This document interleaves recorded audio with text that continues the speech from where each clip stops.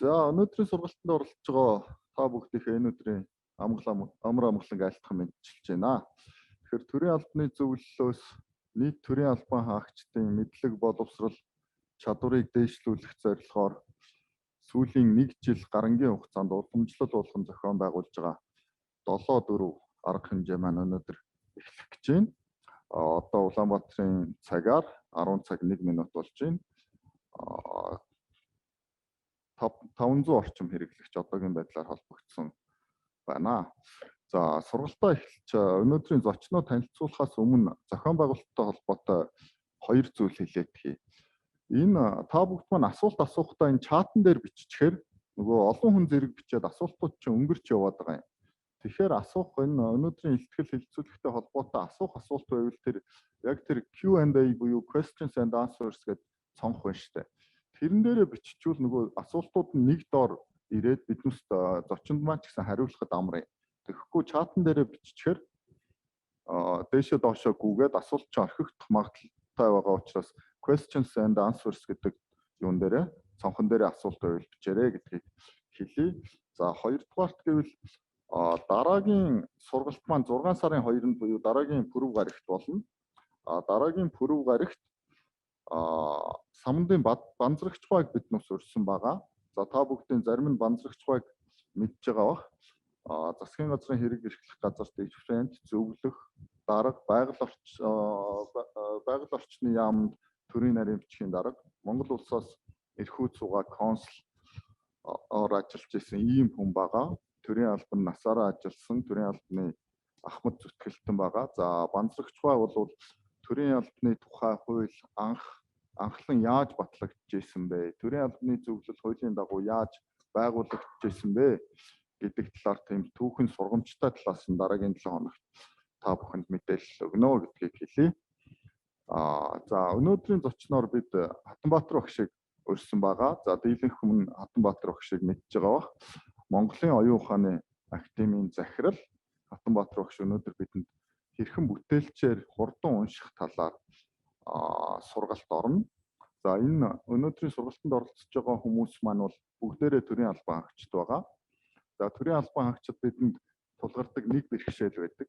За зарим тохиолдолд бид маш богино хугацаанд олон тооны мэдээлэл цуглуулж, олон хуудас цаас уншиж, боловсруулах, мэдээлэл бэлтгэх ийм шаардлага гардаг. Тэгэхээр төрийн албан хаагч бүрийн заавал эзэмшвэл зохих нэг ур чадварын нэг нь бол асар их мэдээллийг хэрхэн богино хугацаанд уншиж, боловсруулж, дүгнэлт хийж сурах вэ гэдэг бол төрийн албан хаагч хүн бүрийн заавал сурах ёстой чухал ур чадваруудын нэг. Үүнтэй холбоотойгоор Хатанбаатар багшийг урьсан гэдгийг онцлон хэлье. За тэгээ Хатанбаатар багшийг урьж байна. За бүгдд нь энэ өдрийн минь төргий. За тэгээд сая энэ дараа хэллээ. Та бүхэнд өнөөдөр бас 21-р зуунд ажиллаж амьдарч сурч боловсрож байгаа хүмүүсийн зайлшгүй эзэмших ёстой ур чадвар нэг бол яг харахгүй бүтээлчээр уншиж сурах, илүү хурцтай уншиж сурах ийм ур чадвар байгаа. Тэгээд энэ талаар та бүхэндээ бас энэ цагийн хугацаанд энэ мэдээлэл бас өргөж явъя. За энэ файлаа скриншот хийж байна тийм.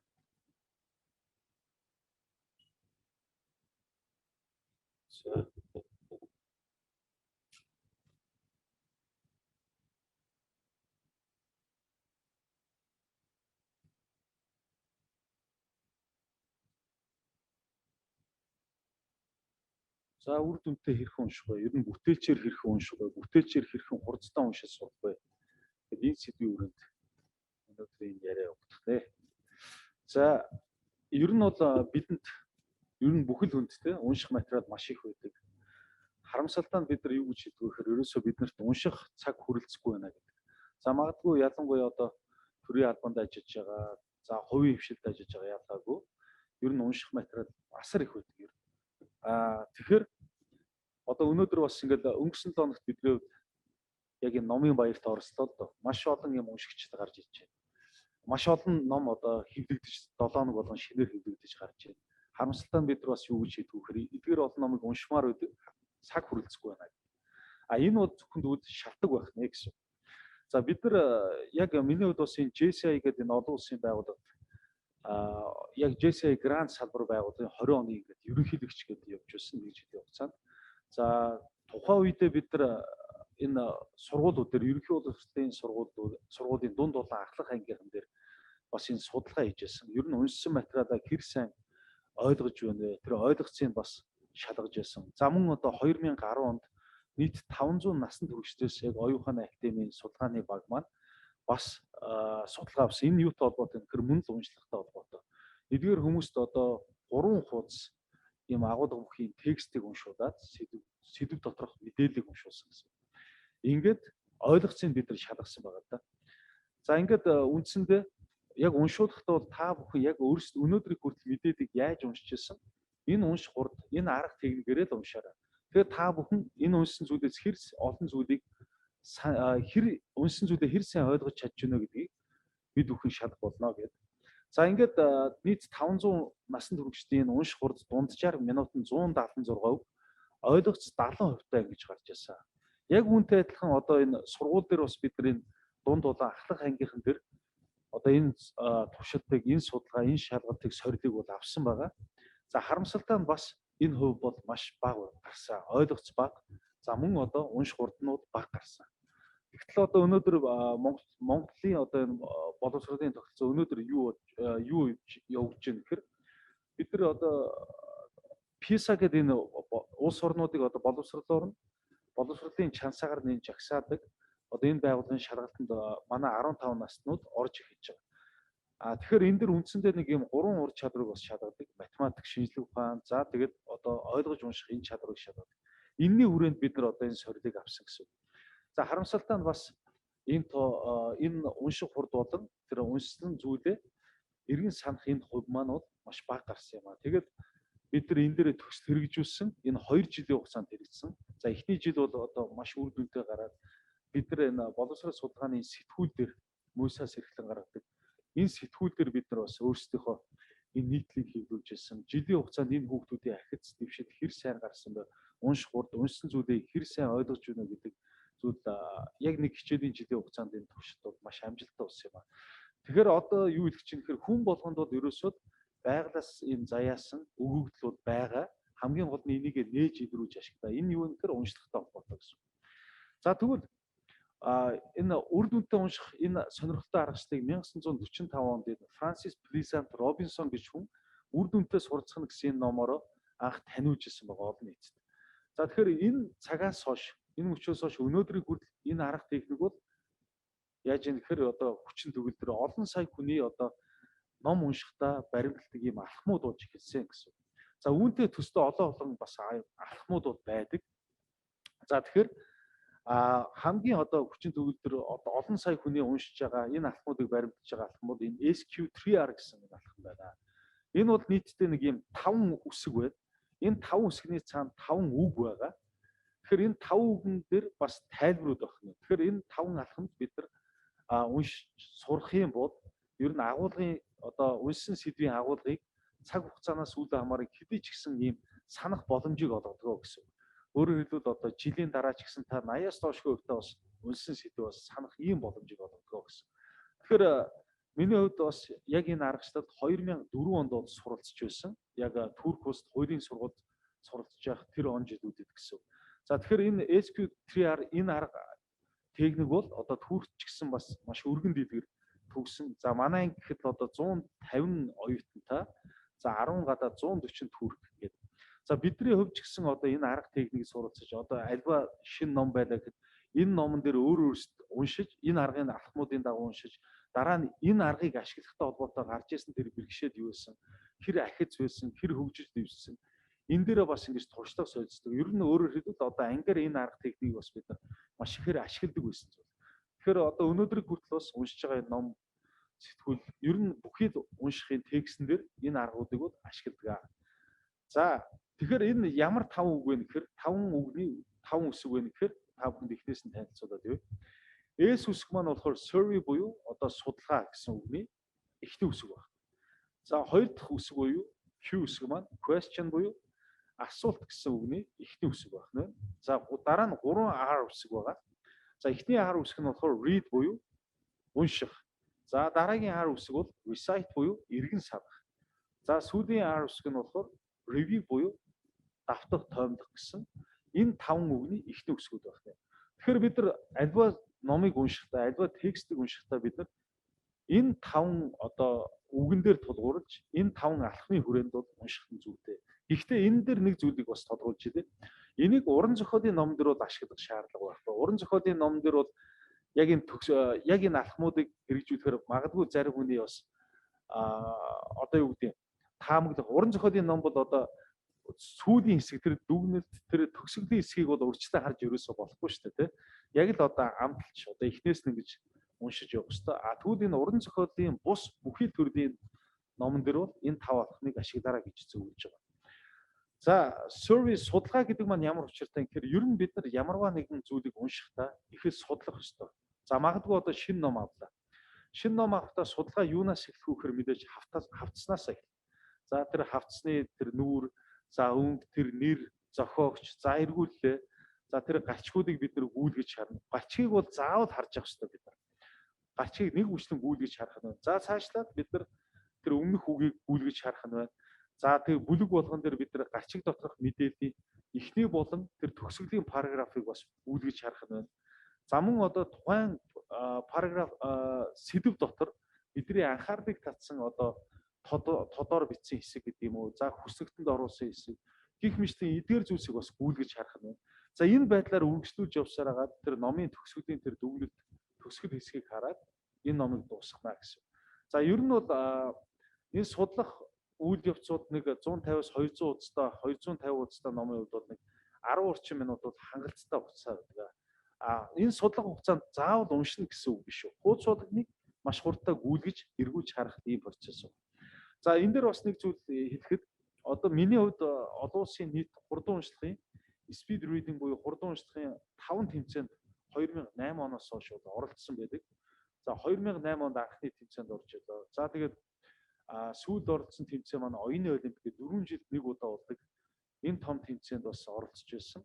Тэгэхээр энэ дээр юу хэлэх гэж байна гэхээр ер нь хурдан уншлагын тэмцээн уралдаанд ч гэсэн одоо энэ судлах энэ боломжийг олгодог. Гэхдээ энэ тэмцээнийх нь чансаанаас ямар төрлийн ямар тэмцээн бэ гэдгээс хамаарч судлах хугацаа нь бол өөр өөр байдаг гэсэн. За ер нь бол одоо энэ оюуны олимпиад гэдэг юм уу энэ том тэмцээний хувьд бол судлах хугацаа ерөөсөө 30 секунд. Өөрөөр хэлбэл хаанч хэвж байгаагүй ийм текст одоо 50 удас, 60 удас, 100 удас ийм А4 хэмжээтэй ийм цаас текстийг бидний өмнө тавих нь энэ тасарч уу. Энэ connection тасарч шиг бодлоо. Явж байна. Дахиад автаад хэлээ. За тэгэхээр тэр тэмцээний төрлөөс хамаарж энэ судлах хугацаа бол янз бүр байдаг байх нэ гэсэн. Бид нар тэгвэл энэ хурдан уншлагын арга техник хэрвээ суралцаагүй байгууд 150-аас 250 удаа номын хувьд бол 10 минут судлах хугацаа хангалттай гэсэн. За яагаад ингэж судалж байгаа? Ер нь судлана гэдэг бол бид нар магадгүй одоо уулын орой руу хэрвээ гаргаж байгаа энэ газрын зургийг эсвэл уулын оройд доошоо бухж байгаа бол одоо дээрэс нь одоо явах замаа ер нь багцаадаж ингэж харна. Газрын зургийг харна гэдэг бол тухайн одоо буух маршрут тэр замаа бүрэн дүүрэн судалж байгаа нэг илэрэл тийм ээ. Яг үүнтэй адилхан бид нар ямарваа нэгэн мэдээлэл өөрийн болгож байгаад эхлээд заавал тоймж бүхлээр нь газрын зураг шиг бас ингэж хард сурах ёстой гэсэн санаа байна. За ингэж судалснараа яадаг вэ гэхээр дараагийн алхам асуултаа гаргаж байгаа хэсэг байна. Тэгэхээр бид нар хэрвээ энэ тухайн номыг гэдэг юм уншиж байгаа материалаа судлаагүй нөхцөл асуулт гаргана гэдэг бол ерөөсөө 2 гарын 13-наас хэтрэхгүй гэсэн үг. Тэгэхээр бид нар яах ёстой вэ гэхээр хэрвээ судалчаад энэ асуултыг гаргах юм бол одоо энэ 10 байтугай тий 50, 60, 70, 80, 100, 100-аараа энэ асуултууд гарч ирэх боломжтой гэсэн. За тэгвэл энэ асуултыг яагаад гаргаж ийн гэхээр за энэ дахиад тасарч явах шиг байна да. Тасарч ороод байгаа шиг. Яагаад энэ асуултыг гаргаж ийн гэхээр ер нь энэ номын талаар, энэ уншиж байгаа сэдвийн талаар би хэр их мэдээллийг олж авч чадсан бэ гэдгээ өөрийгөө баттгаж байгаагийн нэг илрэл байна. Магадгүй энэ ном сэдвтэй холбоотой дараа нь хэн нэгэн хүн ямар нэгэн асуулт асуугаад таны өөрийн гаргаж ирсэн энэ асуулттай адилхан байна гэсэн үг байна. Өөрийн чинь гаргаж ирсэн асуултуудын аль нэг нь байна гэсэн үг. Сонсогч нь. За. За яг ингэж байгаа тэгвэл ороод. Одоо яг энэ дээр бас гацаад байна. гараад ирэхээр нэвч. За тэгэд үндсэндээ асуултууд юу вэ гэхээр ерөөсөө энгийн асуултаас эхэлнэ. Яагаад энэ номыг би авсан бэ?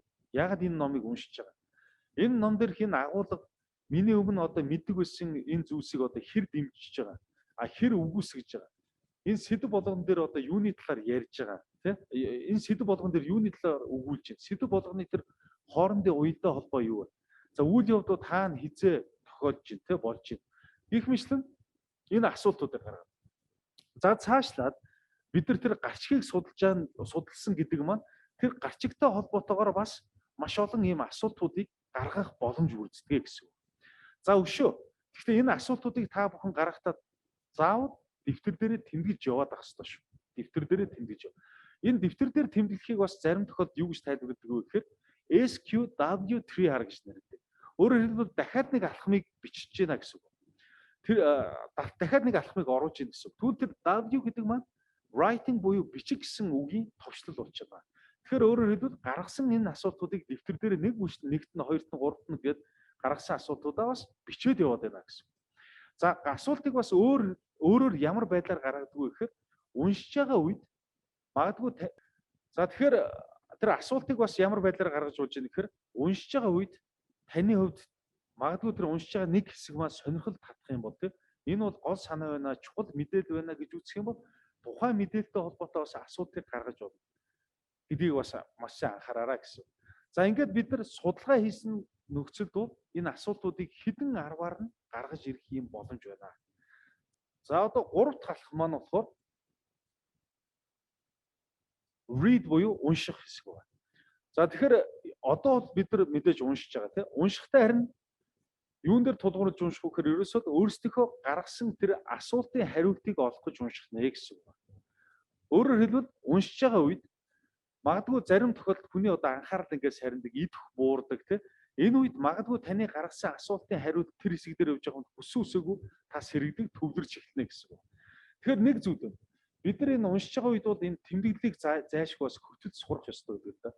Тэгэхээр мэдээж тэмдэглэл хөтлөхөд одоо уламжлалт аргаар хөтлөнө гэдэг бол одоо уншиж байгаа сэдвийг нэг бүрчлэн өгүүлбэрээр нь бичгийг хэлээд байгаа. Энэ бол одоо маш их юм цаг авдаг гэсэн үг. За тэгэхээр бид нар уламжлалт аргаар тэмдэглэл хөтлөнө гэдэг бол бас маш их юм цаг авсан үйлдэл байдаг л да. Тэгэхээр бид нар юу хийж болох вэ гэхээр ер нь бол одоо түрүү хэлжсэн 21-р зуунд ажиллаж амьдар сурч боловсрож байгаа хүмүүсийн хувьд бол зайлшгүй эзэмших ёстой чадрын нэг за энэ унших энэ арга техникийг суралцах бүтээлчээр хурцтай уншиж сурах хоёрт бол тэмдэглэх ур чадвар байдаг. Тэр нь бол одоо хэн нэгэн хүн ярьж байгаа нөхцөлд бид нар тэмдэглэж сурах ёстой, сонсож байгаа үед тэмдэглэж сурах ёстой. Энэ нь бол дандаа түлхүүр үгсээр тэмдэглэх ийм ур чадвар байдаг. Тэгэхээр одоо бид нар энэ оюуны зураглал буюу тэмдэглэх ур чадварт хэрвээ суралцаагүй байгаа нөхцөлд одоо яах ёстой вэ гэхээр уншиж байгаа ном дээр бид нар тодруулагчийг ашиглаад яваад авах юм боломж байна. Тэгэхээр яаж юм гэхээр таны анхаарлыг татсан ийм чухал мэдээлэл хэсэг гарч ирэх юм бол тэрийг тодруулагч ашиглаж тодруулж болох нь гэсэн. Энтэй холбоотой асуулт гаргаагүй бол дэвтэр дээр нэмэлтээр асуултаа гаргана. За магадгүй уншиж таны өмнө гаргаж ирсэн ийм асуултын хариу явж явах юм бол та тэр хэсгийг тодруулаад урдлалт нь гаргасан асуултынхаа дугаарыг бичгэд л хангалттай гэсэн. Магадгүй та уншиж 5 дугаар асуултын хариуд яг энэ гол мэдээлэл гол санаа энэ дээр явж явах юм бол тодруулаа урталт нь 5-ын тоо тавиал болоо гэсэн. Өөрөөр хэлбэл таны хувьд энэ бол чухал мэдээлэл байна. Яг энэ байдлаар та одоо уншлагаа үргэлжлүүлээд яваад байна гэсэн. За энэ дээр дахиад нэг зүйл хэлье. Ер нь бол энэ бид нар ном уншаад дуусгаад тодруулсан хэсгээ тодруулагч ашиглаад дууссан хэсгээ ингээд нийт номынхоо хэмжээтэй ингээд харьцуулахад 30% нь хүрэхтэй хүрэхгүй байдаг. Энэ юу хэлэх гэж юм гэхээр ер нь ихэнх номны хувьд бол гол санаанууд 30% байдаг л гэсэн санааг илэрхийлж байгаа. За тэгэхээр үлдсэн тэр 70% нь бол энэ гол санааг баяжуулсан жишээ өгүүлбэр тайлбараар дүүрэн байдгаа гэсэн санаа.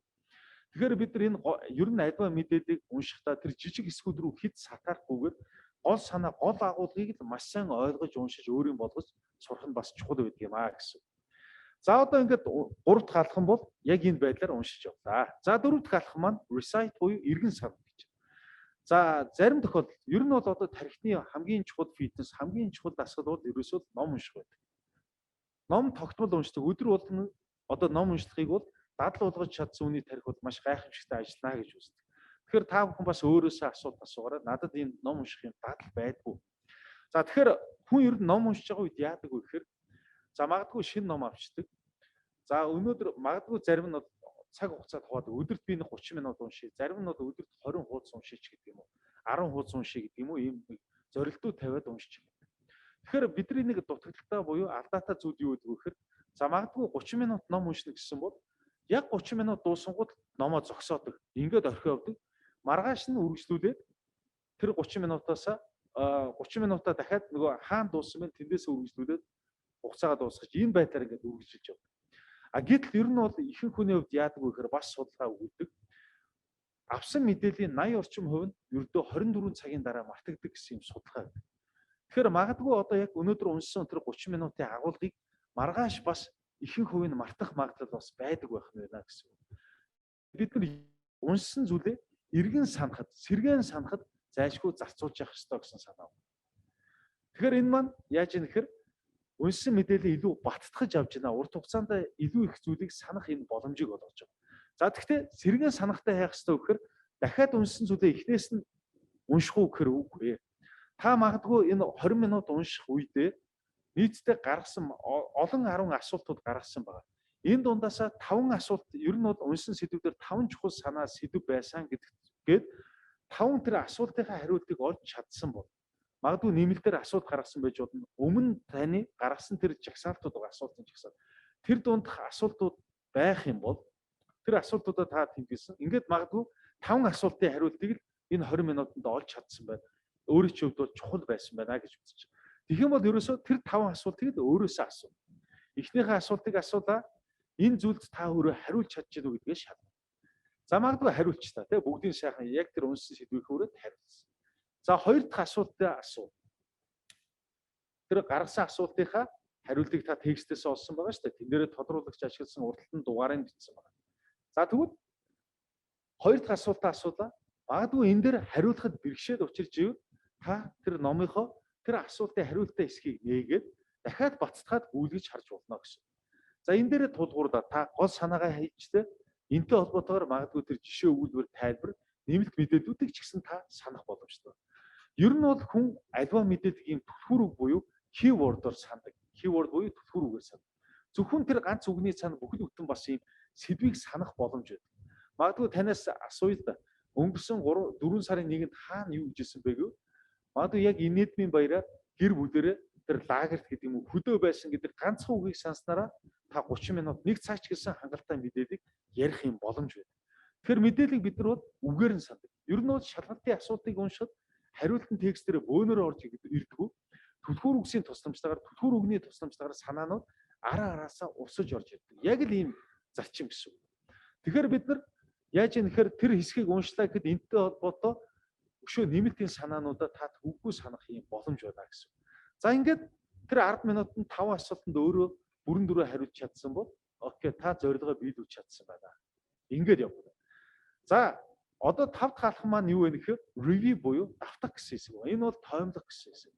Энэ бол бас л уншсан сэдвээ сэргээн санахтай холбоотой. Гэхдээ энийг бүлгээр нь дууссан үедээ номоо бүрэн дуусгасан үедээ дахин нэг сэргээн санах энэ үйл явц процессыг хийж байгаа гэсэн. За эдгээрийг бид нар маш сайн баримтлах чадах юм бол ер нь авсан мэдээллийн агуулгыг цаг хугацаанаас үл хамааран хэдий ч гэсэн маш өндөр хувьтайгаар санах ийм боломж байдаг. Тэгвэл өнөөдөр ихэнх хүнд яаж вэ? Тухайн үедээ номон дурладаг, уншдаг, яг өөрийн болох ёстой гэж боддог. Гэвч хэдхэн сарын дараа номын агуулгыг асуухад дийлэнх хувиа мартсан. Гол санааг л нэг ганц нэг санааг л тоймтойгоор дийлэнх ингэж хэлдэг. Тэгэхээр үнэхээр ийм бэрхшээл байна гэж үзэх юм бол та энэ алхмуудын дагуу бас унших гэж оролдороо. Энийг та харин гүнзгийрүүлэн судлах бас ийм боломж байгаа. Ер нь өөр одоо орны хэл мэддэг бол тий 2 дахь хэл, 3 дахь хэлүүдийг мэддэг бол тухайн хэл дээрээ энэ арга техникийг бас гүнзгийрүүлэн суралцах ийм боломж. Жишээ нь би Түрк түрүү хэлжсэн Түркт суралцж төгссөн, хуулийн сургууль төгссөн, унших материал маш их байдаг. За тэгэхэд Түркт бас энэ SQ3R алхамтай холбоотойгоор энэ арга техниктэй холбоотойгоор бүр форум үүссэн байдаг. Энд олон мянган хүмүүс оролцож байдаг. Өөрсдийнхөө туршлагыг хуваалцж байдаг. За зарим нь одоо би энэ номыг энэ алхмын дагуу уншихад надад ийм асуудлууд гарсан, ийм бэрхшээлүүд гарсан. Би яг ингэжсэн гэд өөрийнхөө туршлагыг хуваалцсан маш олон ийм кейсүүд байдаг. Тэгэхээр бид нар яадаг вэ гэхээр чадварчдаа яг тэр хүний уншсан тэр номыг өөрсдөө аваад худалдаж аваад за тэгээд би уншихдаа яг энэ алхмуудыг бас баримтлаад уншиж байгаа. За тэгээ өөрийнхөө энэ туршлагыг тэр хүний туршлагатай харьцуулж үзээд юун дээр алдсан байна, юун дээр би давуу талтай байсан байна гэдгээр өөрийнхөө энэ ур чадварыг бас улам ахиулаа явуулдаг. Яг үүнтэй адилхан одоо та Япон хэд мэддэг бол, Солонгос хэд мэддэг, Англи хэд мэддэг, өөр бусад хэд Герман хэд мэддэг бол энэ алхмууд тухайн улсуудаар бүр форум болж хөгжсөн байгаа. Энэ арга техникүүд маш олон хүмүүс бас ингэж гоё туршлагаа хуваалцдаг. Тэгэхээр дэлхийн сая хүн бас энэ алхмуудыг маш сайн баримтлагаа гэж та ойлгож болох нэ гэсэн. За нэгэнт тэгвэл та ингэж гоё бүтээлчээр уншдаг болсноо. За нэг зүйл дахиад нэг сануулхад юунтэй төстэй бас алхмууд бол олон байдаг. За мэдээж хүн болгон бас өөр өөрсдийн юм унших арга барил байдаг. Тэ хөгжүүлсэн байдаг. А гэхдээ та энэ өөрийнхөө арга барилдаа сэтгэл хангалуун босвол энэ алхмыг нэг ингэж баримтлахад оролдоод үзээрэй. Эхний 1-2 ном дээр л жоохон удна цаг хугацаа алдаж байгаа юм мэдрэмж төрөв.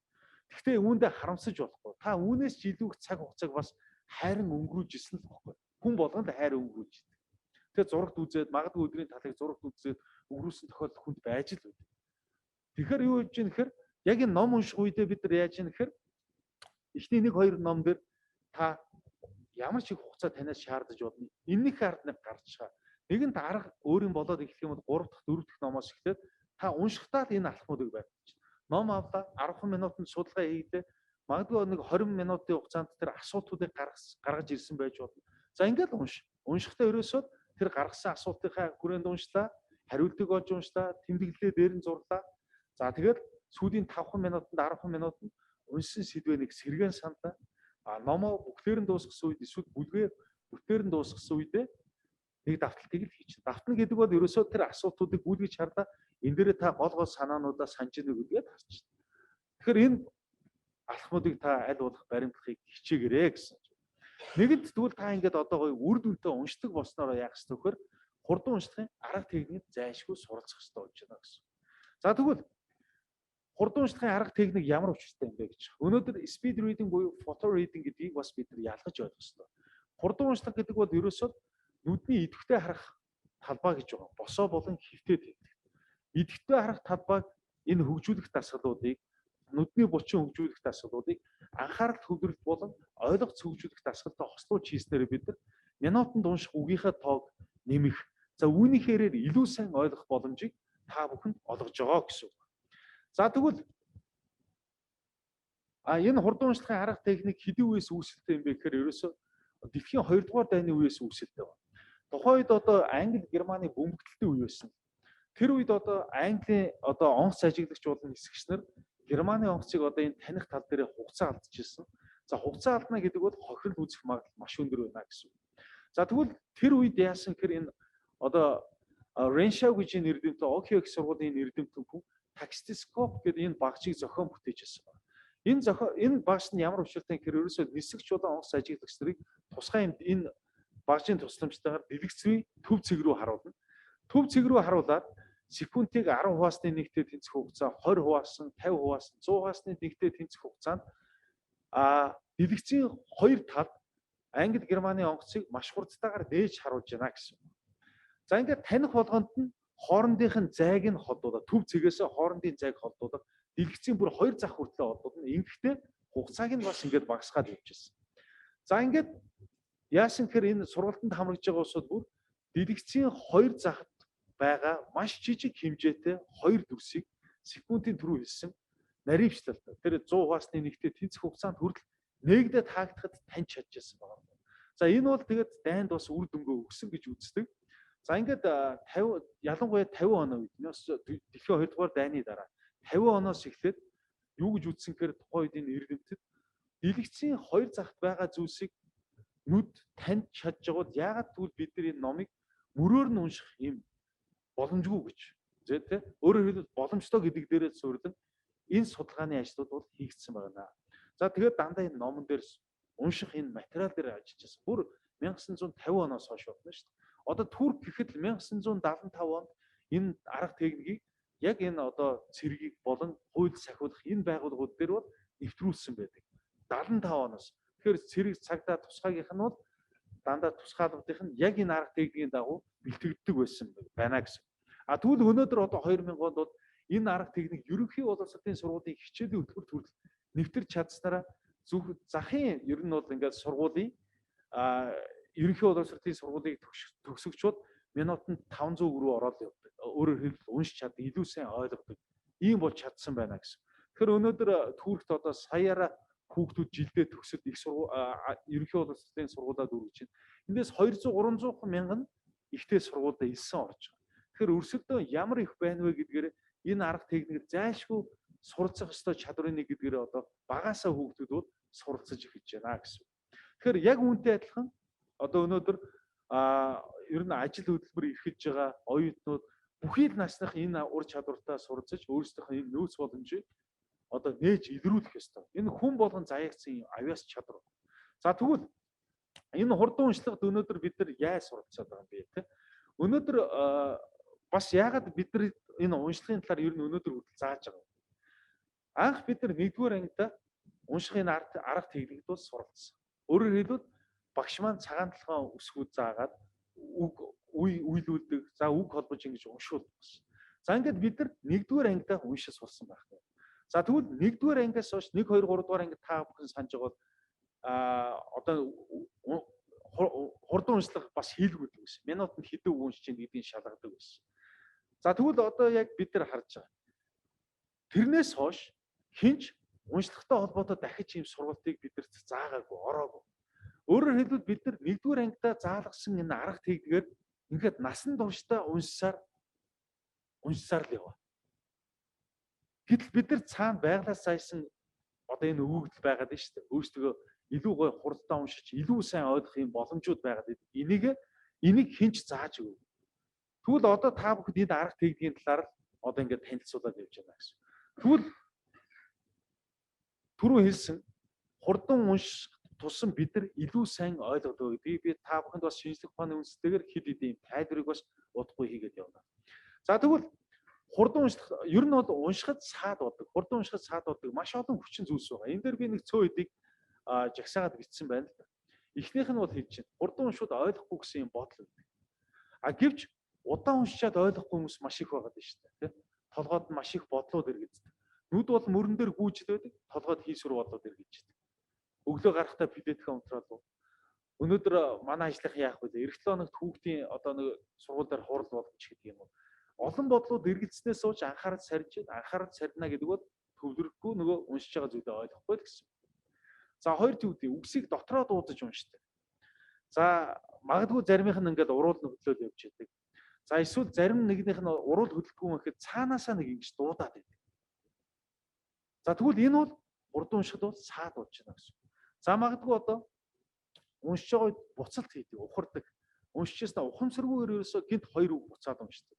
Уншижсна мөрөөр нь ухардаг. За тэгээд дараагийн мөрдөө шилжихдээ бас хугацаа ханддаг. Бүр заримдаа нөгөө параграфаар нь хүртэл доголд мөрдөөсөө дахиж эхлүүлж унших тохиол гардаг. Тэгэхээр ерөөсөө буцалт хийнэ гэдэг бол одоогийн уншиж байгаа хурдан чинь 35%-аар сөргөөр нөлөөлж ийн гэж үздэг. Гэх мэтлэн ингээд цаашаа уншихад хурдан уншихад саад болдог маш олон хүчин зүйл байгаа юм да. Эдгээрийг бид нар хамгийн түрүүнд шийдэх ёстой. Ингэснээр бидний хурд бол маш богино хугацаанд хэдхэн хоногийн дотор 3-4 хоногийн дотор дор хаяж 2 дахин нэмэгдэнэ гэсэн үг. За тэгвэл хурдан уншлах дээр дахиад нэг зүйлийг хэлье. Хурдан уншлахын тэмцээн урдаа яаж явагддаг гэхээр сая зарим нь бас бодож байгаа. Үг үгээр нь чанга дуугаар уншиж уралдах ийм тэмцээн гэж ойлгож байгаа. Үгүй ээ. Өөрөөр хэлбэл уруу лам ерөөсөө хөдлөх ёсгүй. Дотроо дууддаггүй. Өөрөөр хэлбэл нүдний идэвхтэй харах талбай хөгжүүлнэ, нүдний бочоо хөгжүүлнэ гэдэг бол нэг харалтаар бид нар 3, нэг харалтаар 5, нэг харалтаар мөрөөр харах энэ чадвартаа суралцдаг гэсэн үг. За тэгвэл одоо нэг ийм зүйл байна. Хүний нүд бол нэгийн хэмт хөдөлгөө, нүдний бочингийн хөгжил маш сул байдаг учраас. Зарим нь уншиж нүд нь арган захтан чилж байгаа юм шиг ийм мэдрэмж төрн. Тэгвэл энэ дээр бас нэг зүйл байна. Унших дадлыг бас өөрийн болгож чадаагүй хүмүүсийн хувьд бол өдөр тутам ном уншдаггүй улсуудын хувьд бол ийм шинж тэмдгүүд бол илэрдэг гэсэн. За дээрэс нь хүний нүд нэгийн хэмт хөдөлгөө гэсэн. Зүрхтний бичлэг шиг огцом хөдөлж явдаг. Өөрөөр хэлбэл үг болгон дээр үсрэлтийг хийж идэв. Магадгүй тухайн мөрчин 12 үг байлаа, мөрөн дээр 12 үг байлаа гэж үзэхэд дунджаар 12 удаагийн үсрэлтийг хийдэг гэсэн үг. Үсрэлт үг болгон дээр үсрэлт хийнэ гэдэг бол ямар их хугацаа алдаж ийн гэдгийг та бүхэн бас бодоод үзээрэй. За дээрэс нь түрүү хэлжсэн нөгөө нүд нэгийн хэмт хөдөлгөөн учраас мөрнөөсөө илүү гарч харах, буцалтыг дараагийн мөр рүү шилжихдээ бас илүү гарч харах гих мэтлэн хугацаа алдсан үйлдэлүүд маш их хийж байна гэсэн. Тэгвэл бид нар та бүхэн бас энийг туршиж болно.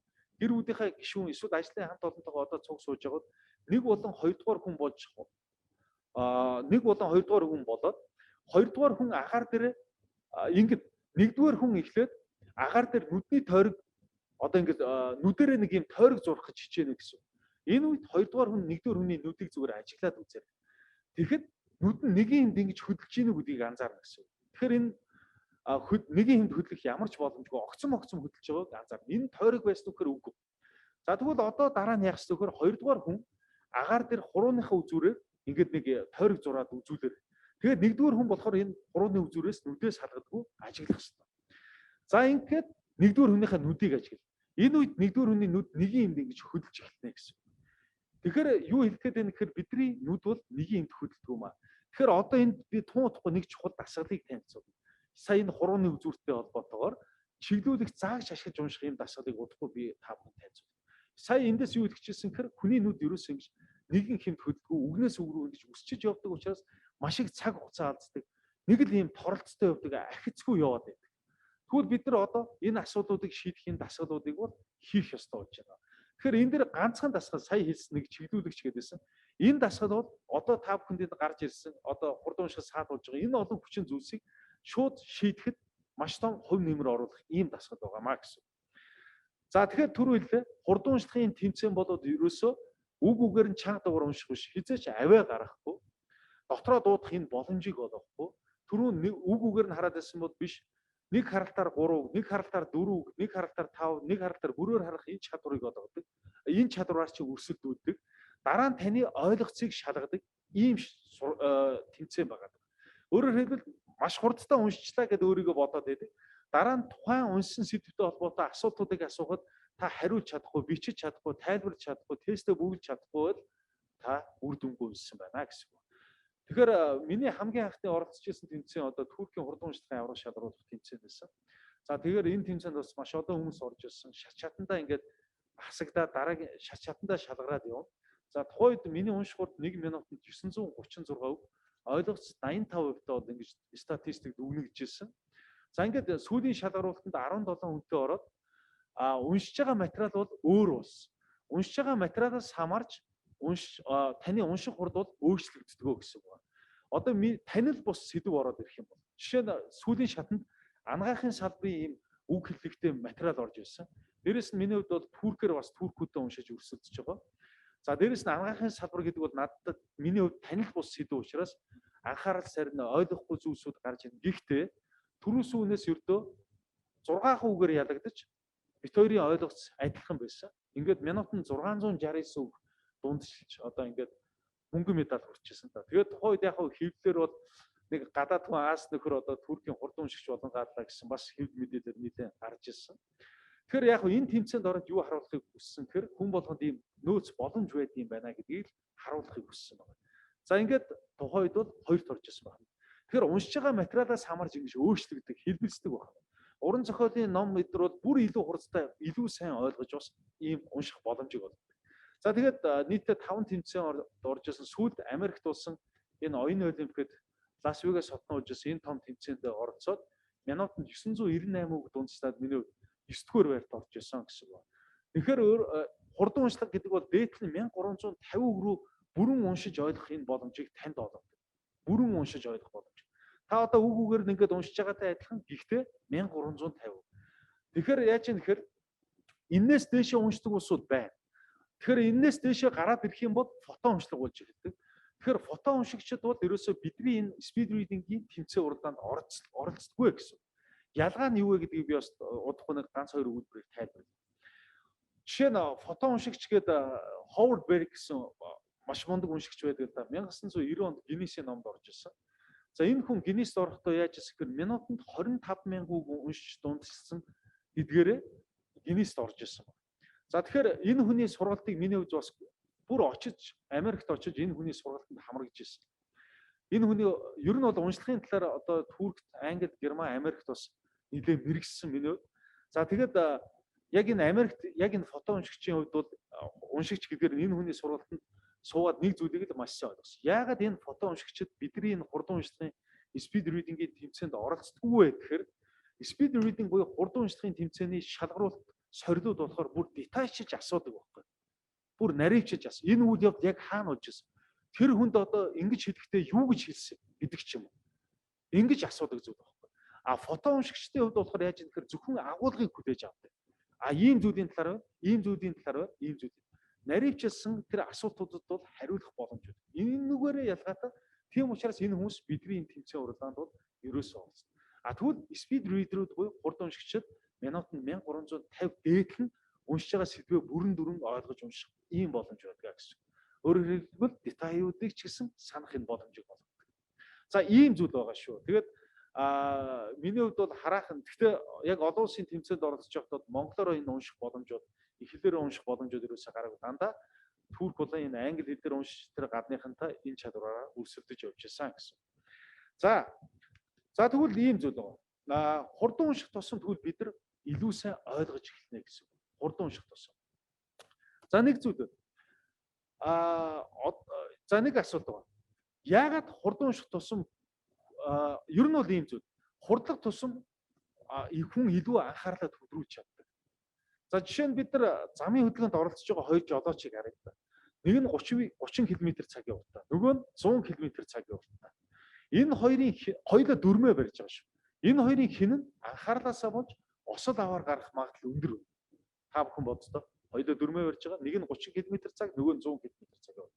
Тэгэхдээ хэн нь анхаарлаасаа болж осол аваар гарах магадлал өндөр гэж. Тэгэхээр энэ дээр мэдээж удаан. Өөрөөр хэлбэл та бүхэн бодоод 30 км/цаг гэдэг бол хүний анхаарал маш ихээр сайн. Толиороо оролдох, хөгжмөөрөө оролдох. Тэр одоо замаар явж байгаа хүмүүсийг ажиглах гэдэг ч юм уу. Тэр замын хажууд байгаа тэр самбар дээрх зүйлийг унших гэж оролдох. Магадгүй зарим нь хүртэл уцаараа оролдох магадлал өндөр.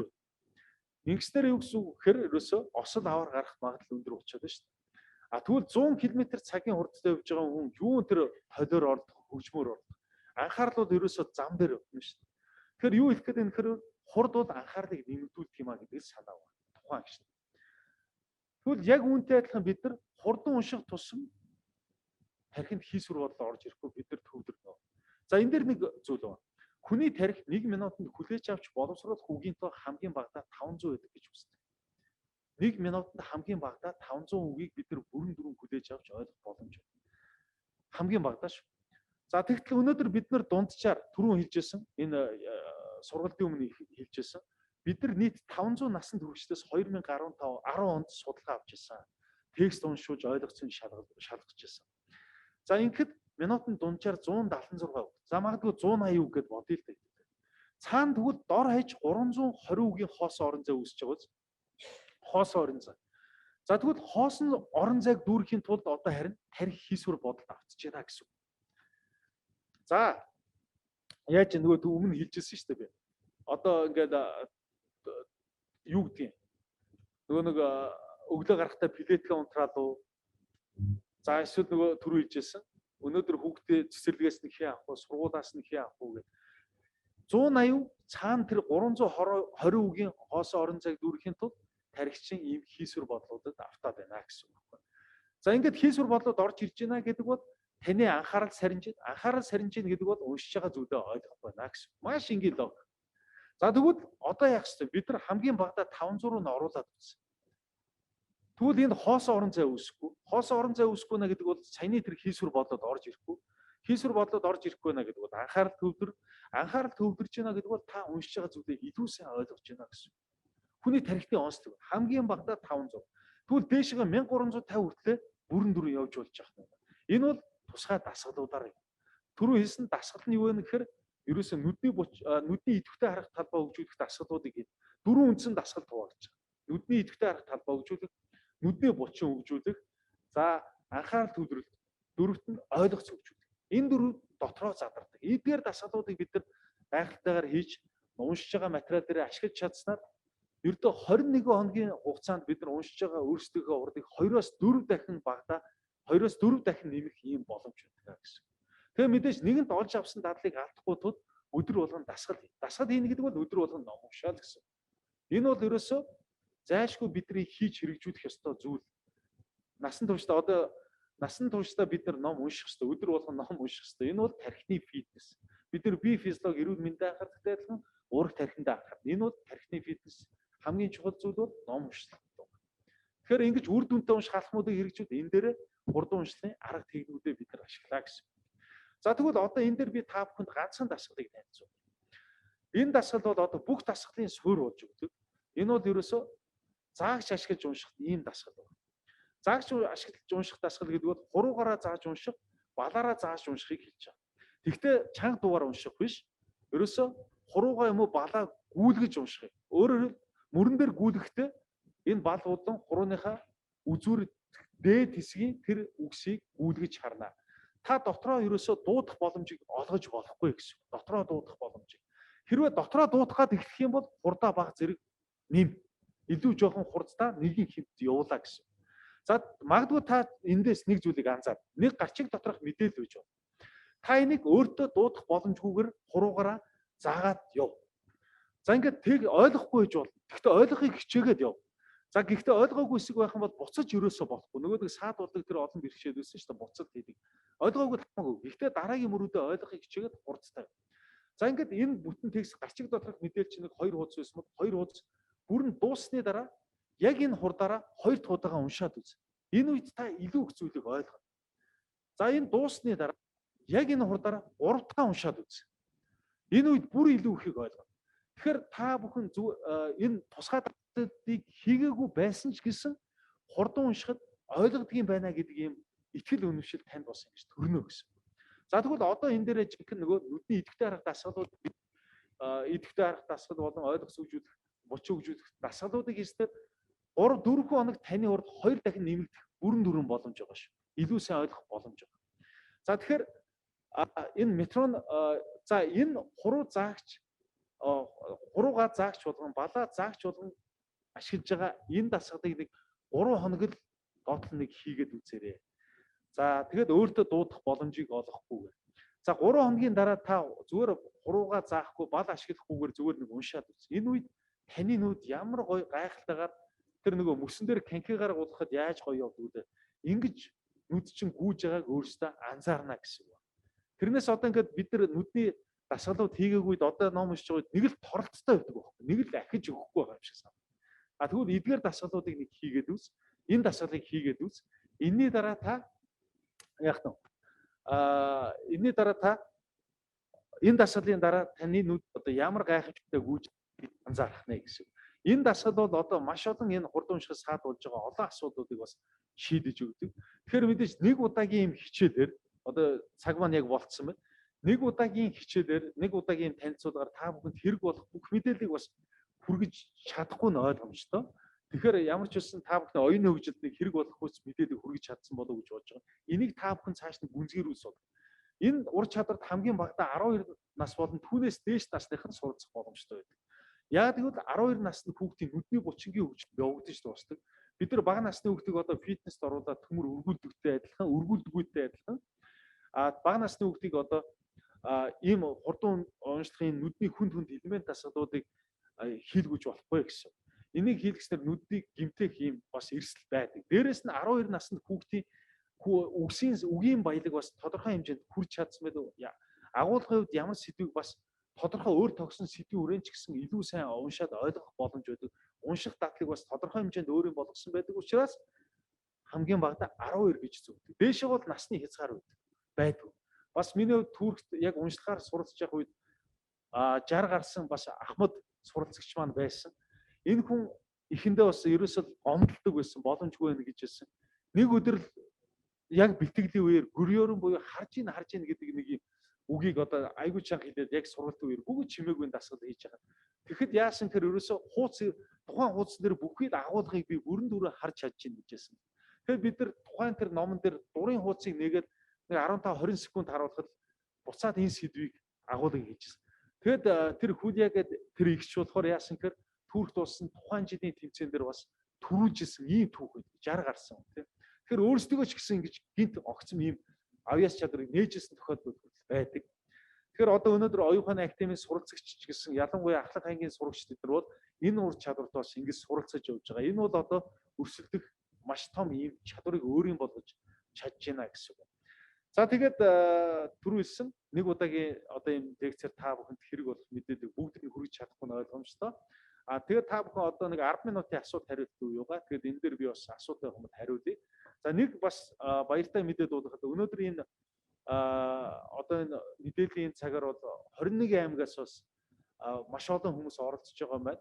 Тэгэхээр Монгол орны өнцөг болон бүрээс оролцож байгаа юм байна. Тэгэхээр Монгол нэг баярт мэдээнүүд Монголын оюун ухааны академи маань бас 21 аймагт орон даяар бас энэ франчайзинг салбаруудаа бас нээгээд явж байгаа, гэрээгээ байгуулж байгаа. Одоогоор 18 аймаг бас гэрээ байгуулахын төвшөнд явж байна. 15 аймаг нь сургалтын үйл ажиллагаа бүрэн нэвтэрсэн. Одоо ингээд явж байгаа. За тэгээд одоо удахгүй 3 аймагтаа бас ингээд нэг. За тэгээд цаана дахиад 3 аймаг үлдчихэж байгаа. Тэгэхээр энэ 3 аймагтаа бас энэ оюун ухааны академийн салбаруудаа нeenэ. Тэгэхээр юу гэсэн үг вэ гэхээр Улаанбаатар хот болон орон нутгийн бүхий салбарууд маань стандартаа яг нэг бүрчлэн баримтлан бүх багш нар маань оюун ухааны академид одоо яг бидраар ингэж бэлтгэдэж стандартын дагуу бүхий хичээл ном заагаад явах нэ. Зөвхөн Улаанбаатар хотынхан суралцдаг биш одоо энэ сургалтын төрүүд маань одоо Монгол орны өнцөг болон бүрд бас ингэж хүрж байгаа. Тэгэхээр та бүхэн илүү бага өртгөөрөө энэ ур чадруудад таны хүүхдүүд бас энэ ур чадрууд бас юм суралцах боломж байгаа. Тэгэхээр та бүхэн яг өөрөө чинь аймагт бас академийн салбарын үйл ажиллагаа явуулж гин үгүй гэдгийг Mastermind CGMN гэдэг манай вебсайт байгаа. Эндээс бас авах боломжтой. Тэгээд бүгд Улаанбаатар хотод орон нутгийн бүх салбарууд маань одоо манай франчайз салбарууд гэсэн үг байгаа. Тэгээд бүгд нэг стандартаар гарч байгаа. Ийм байгууллага байна. За тэгээд өнөөдөр бас та бүхэндээ уулзах энэ боломжийг олгосон төрийн албаны зөвлөлийнхөндөө талархснаа бас ингээд илэрхийлж байна. За тэгээд асуултууд би бас 3-4-нд ингээ хариулаад байна. Асуулт байна. За Хатанбаатар өгч баярлалаа.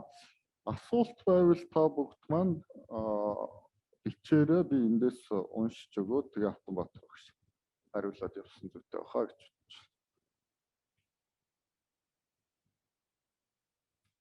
За санал хэлье гинэ Архангаагаас. Хатанбаатар өгч за энэ өнөөдрийн яг сургалттай холбоотой биш юм байна. Гэхдээ төлбөр нь хэд байдаг вэ гэж асууж байна. Зам тээврийн хөгжлийн яамнаас. За төлбөр бол сургалтын төрлөөс хамаарж өөр өөр байдаг. За яг насан туршидын хувьд бол сургалтууд богино хугацаанд байдаг. За урд уншлагын сургалт гэхэд 9 удаагийн оролтоо 21 өдрийн сургалт яг нөгөө үр дүнгээ харуулдаг.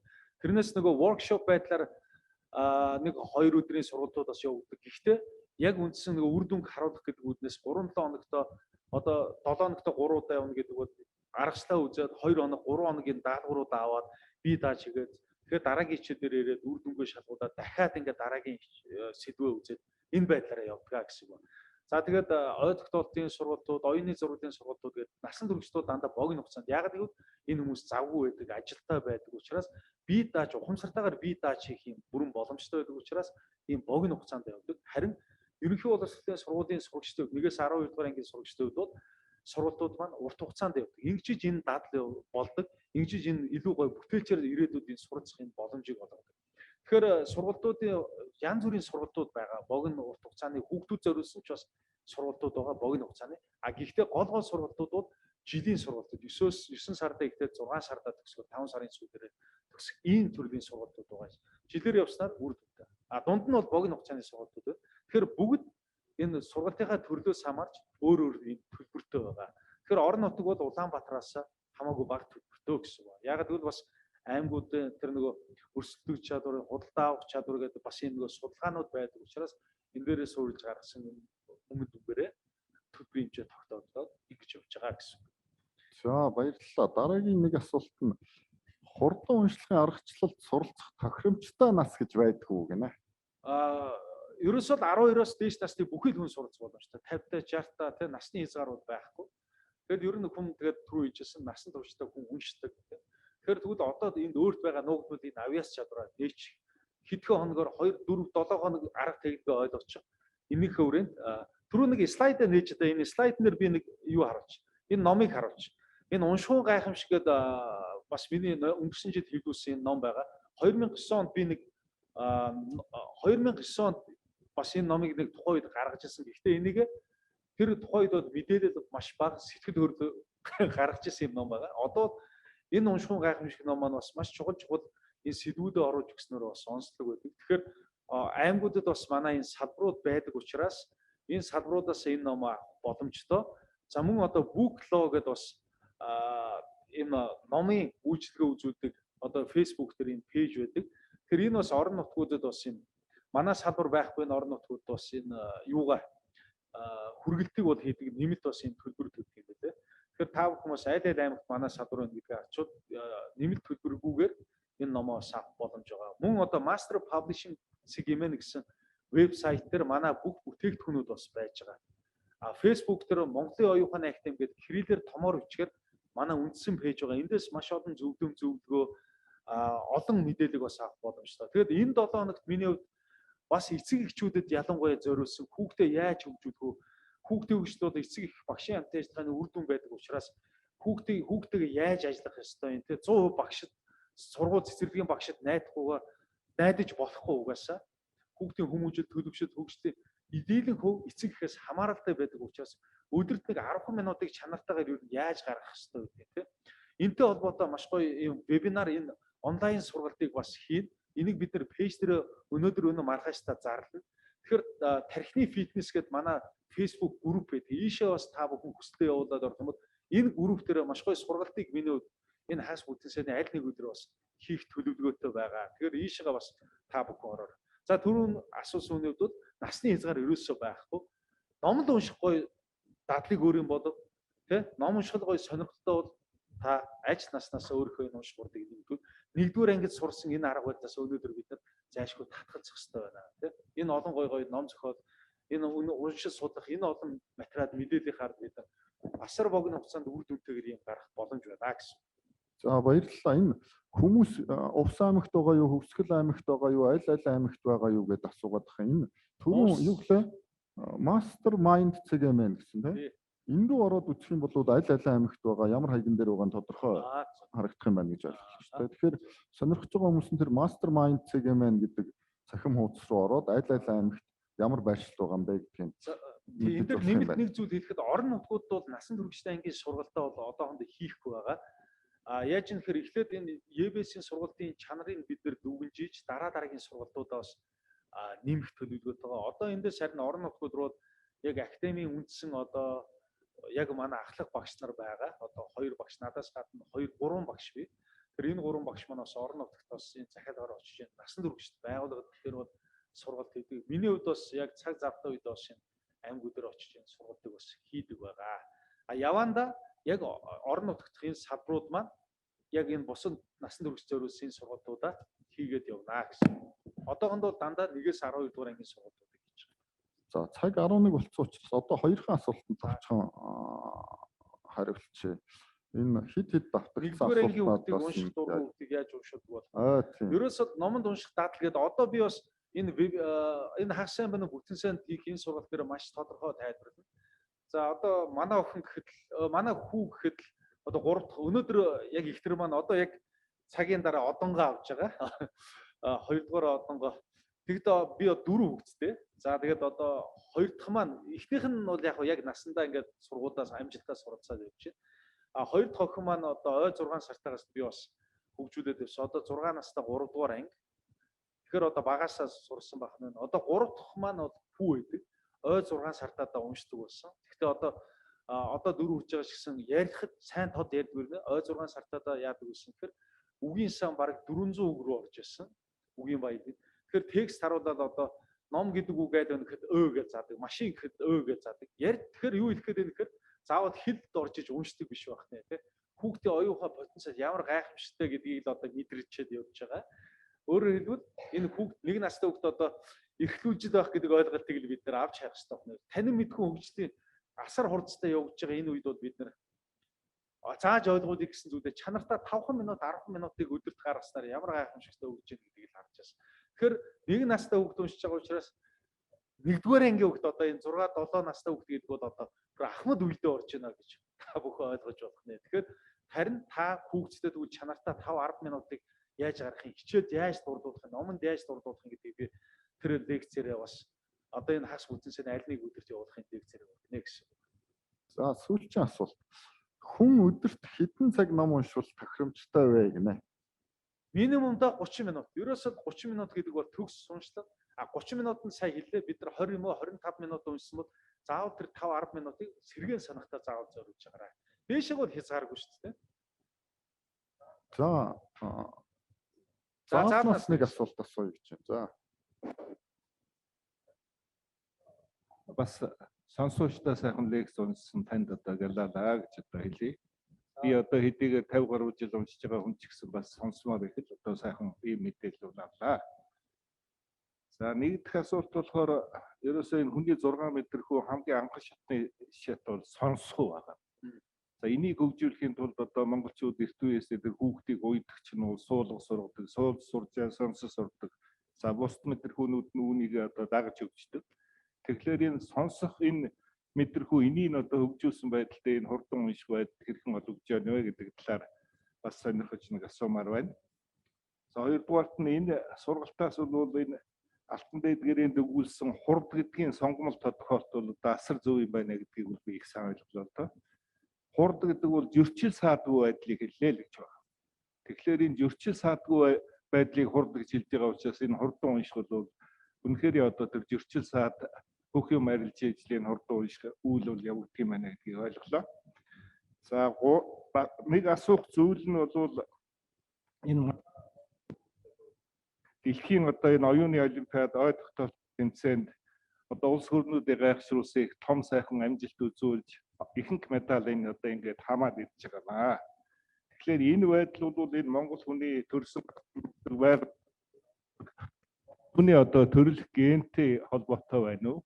Аль эсвэл тэр Лев Гумилевийн оргилын онлоор од эрхсийн төхөөл он цагийн давтамж энэ одоо бас нэг зураг цаг хугацааны одоо юмтай илүү холбоотой байна уу гэдгийг бас сонирхож асууя гэж бодож байна л дээ. Гумилев бол энэ оргилын онлдоо монголчууд Мандан Бадраад ирэхээр дэлхийг засгалдаг.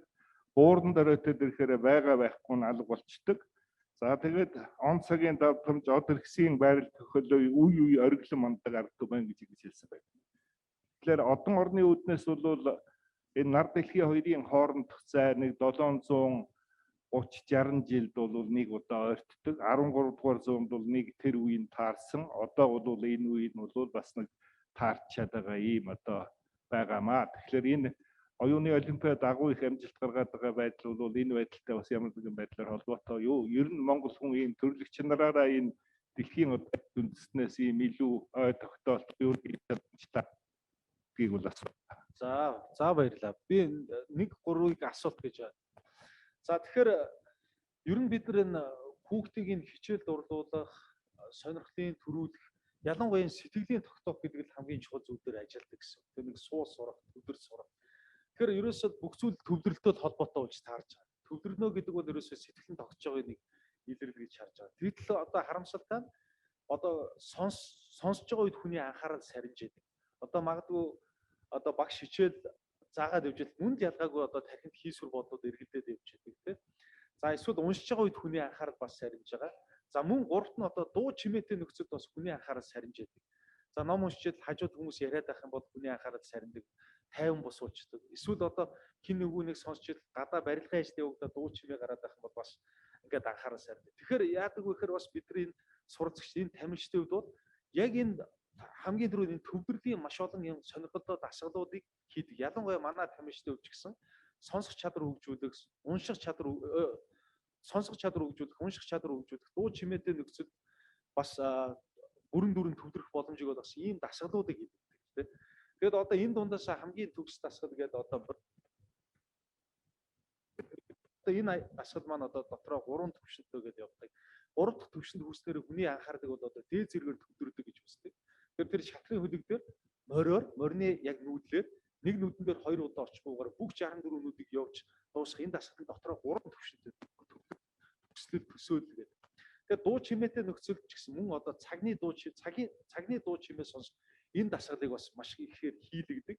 Ингэснээр одоо сүүлдээ яг одоо тайлбарлал бас маш их юм цаг хугацаа явна. Тэгэхээр яг энэ дээр бид нар бол тодорхой юм дасгалуудыг бол хийлэгдэг. Яг энэ сонсохтой холбоотой. Тэгэхээр яг бие ухааны тэмцээн уралдаануудын хувьд ч гэсэн энэ сонсох чадварыг шалгах хүртэл байдаг да.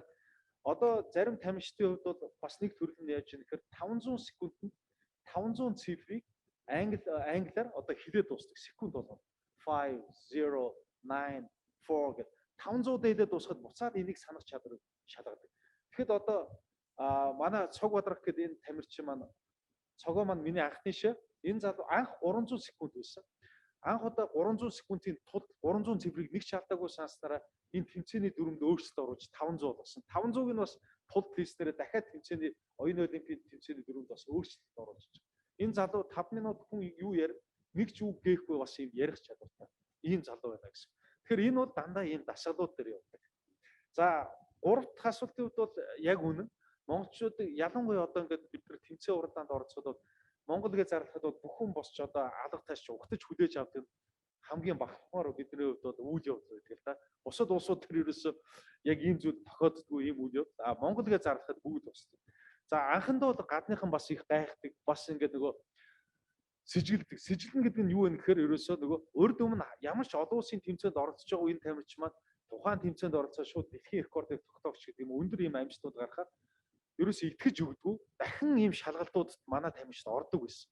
Одоо л одоо улс орон бүхэл улсууд одоо хүлээн зөвшөөрсөн. Монголчууд гэхэд Монголын улсын аврах шалгаруулах тэмцээнд дуусахад бүх улсын тамирчид шиг тавин хүлээж идэг. Одоо хин рекордууд тогтоох уу, эвдэх үү гэдэг. Тэгэхээр өнөөдөр бид нар Англи, Америк, Герман, Швед гэдэг дэлхийн маш олон орн нийт 60 тэмцээнд оролцсон байна.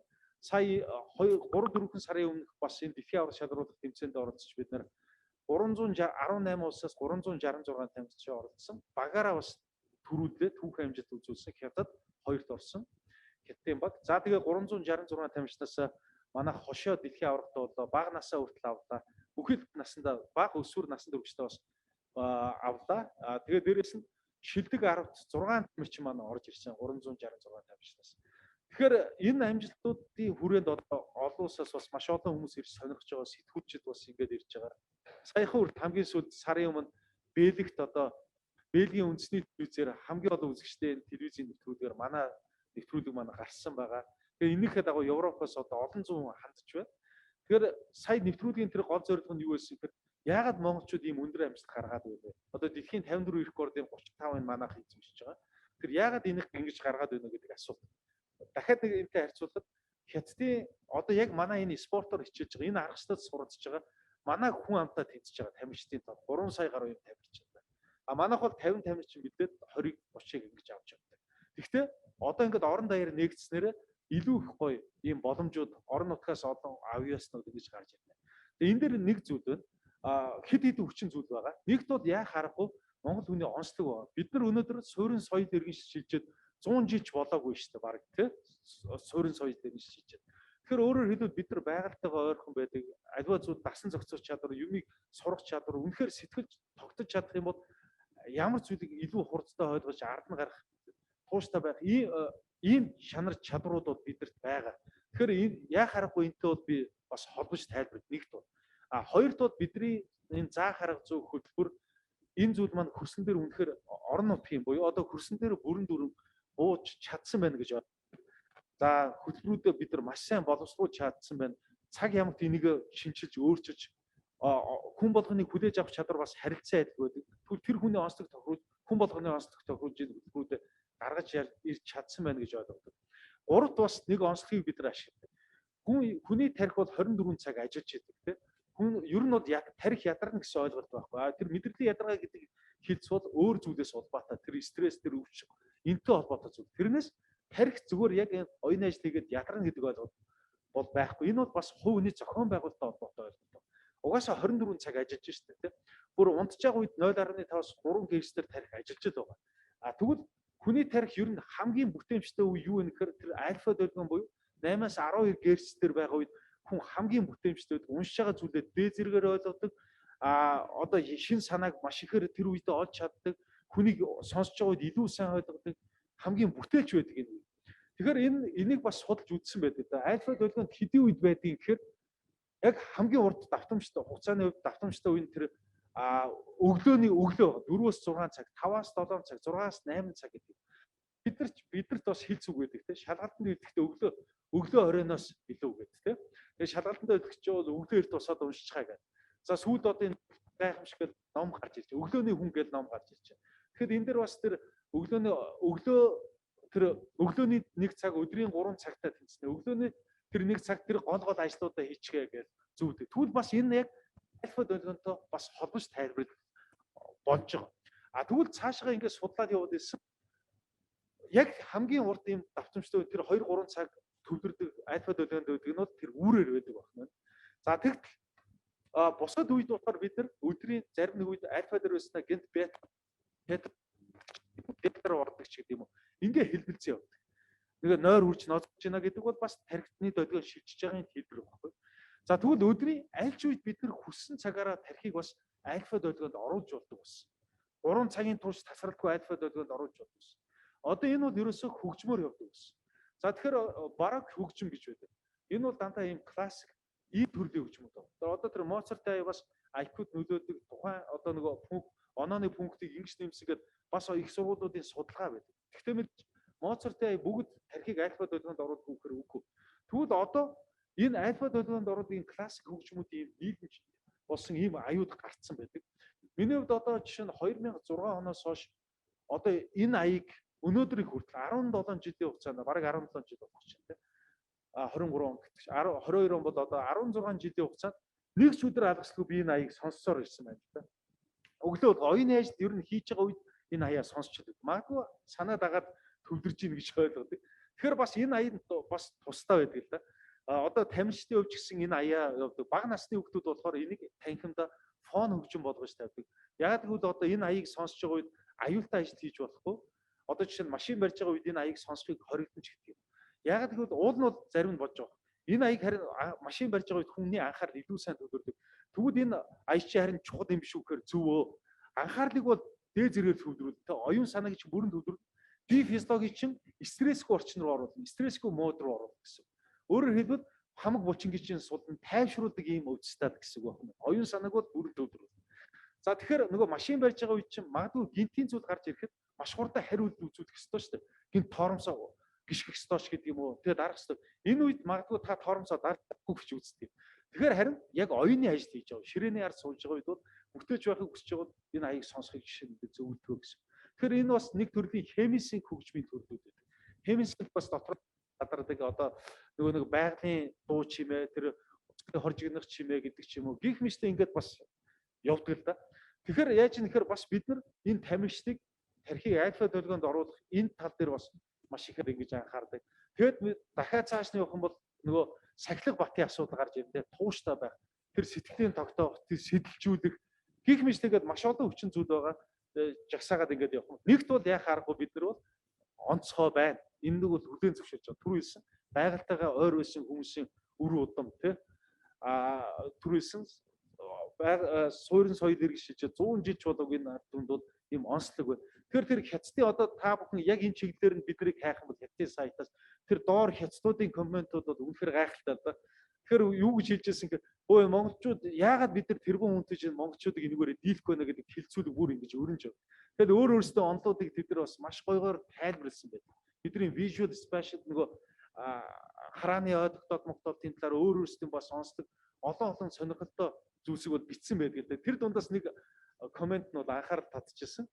Тэр коммент нь юу байсан гэхээр монголчууд ч ерөөсөө одоо олон жилийн турш юм суурин соёл иргэншдэг учраас хойч үедээ үлдээж байгаа бүх зүйлсээ өөрийнхөө нөгөө энэ бүгдийг тогтоож цээжилж тэ тогтоож дараа үедээ амаараа дамжуулдаг учраас төрөлхийн өгөгдөл байгаа гэдээ бас нэг сонирхолтой коммент өгчихсэн. За цаг маань болцсон байна. 10 минут гэсэн бүр асуу тариах маань маш юу олон минут болсон байна. За баярлалаа. Хатбаатар багштай маш их баярлалаа. Монгол улсын залуу хойч үеийн оюуны чадамжийг дэвшлүүлэх, оюун ухааныг дэвшлүүлэх энэ нөр их ажил чинь танд өндрөөс өндөр амжилт хүсье. Тэгээ одоо өнөөдрийн сургалтыг дүгнэж хэлж өгнө үү хэмээн Монгол улсын төрийн албаны зөвлөлийн гишүүн Амар Төгс таныг урьж байна. За баярлалаа. Өнөөдрийн сургалтын үйл ажиллагаанд хүрэлцэж ирж бас биднэрт маш сонирхолтой мэдээлэл өгсөн Хатбаатар багштай баярлалаа.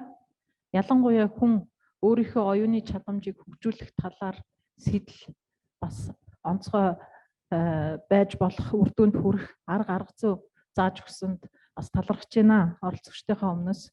Яагаад энэ одоо унших гэдэг зүйл хүн болгонд хэрэгтэй байгаад байгаа вэ? Ялангуяа төрийн албан хаагчдад ажил үргээ хэрэгжүүлэхт нь холбоотой энэ унших гэдэг зүйлийг өөртөө хэвшүүлэх, илүү сайн үр дүнд хүрэх ийм зүйл одоо хэрэгтэй байгаа вэ гэдэг энэ тал дээр бас хүн болгон өөрөө дүгнэлт хийгээд саяны арга зүйн талаар чиглүүлэх уншлага хийх мөн SQ3R аргачлалаар ер нь уншиж байгаа асуудлаа ойлгож мэдж ойлголтоо түгээх өөртөө одоо шингээх энэ тал дээр бол энэ арга зүй яалтчгүй биднэрт туслана гэж ойлгож.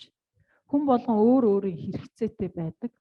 Хүн болгон өөр өөрийн онцлогтой гэсэн хэдий ч нэгдсэн гэдэг юм уу ийм арга зүй олон улсад туршигдсан маш олон хүн дээр одоо хийсэн судалгааны үр дүнд бий болсон энэ арга зүй аргачлал бол ямар ч хүнд үр дүнтэй, үр бүтээлтэй уншлага хийх одоо ийм боломжийг өгж байна. Уншдаг ард түмэн хөгждгөө гэж ярьдаг тийм ээ. Тийм үг байдаг. Тэгэхээр хүн яагаад одоо илүү өөр төвшөнд очихын тулд яагаад илүү өөр үйлдэл хийхин тулд хамгийн сайн зүйл нь уншлага вэ гэдэг талаар бол бас тодорхой ойлголт авсан баха гэж ойлгож байна. Зөвхөн уншаад өнгөрөх биш, уншиж байгаа зүйл маань өөрт маань ойлгогдож, нүдэнд маань одоо ядаж үлдэж, ингэснээрээ бид боловсруулж мэдээлэл олж авсан мэдээлэлээ боловсруулж үр дүнгээ гаргах ийм боломж болцоо өгдөг. Төрийн албан хаагчдын хувьд бол ямар нэгэн асуудлыг шийдэх, өргөдөл гомдол ер нь өөрт тулгамдж байгаа бүх асуудлыг шийдэхэд унших маш олон одоо их усрээс мэдээллийг богино хугацаанд аваад нэгтгэн дүгнэж шийдэл гаргах ийм одоо сорилттой өдөр болгон тулдаг. Тэгэхээр энэ сорилтыг даван туулахын тулд унших аль болох хурдан зөв унших, мэдээлэлээ олж авах, мэдээлэл олж авсан дээрээ дүн шинжилгээ хийгээд одоо энэ сорилтыг давах гэдэг ийм зүйл одоо бас нэмэртэй болох байхаа гэж ингэж харж байна. Ингээд өнөөдрийнхөө сургалтанд оролцсон нийт албан хаагчдаа талархаж байна. Дараагийн сургалтанд бас идэвхтэй оролцож санал хүсэлтээ ирүүлж хамтран ажиллаарай гэж хүсье. Өнөөдрийн одоо үйл ажиллагаанд нь амжилт хүсье. Баярлалаа. Баяртай.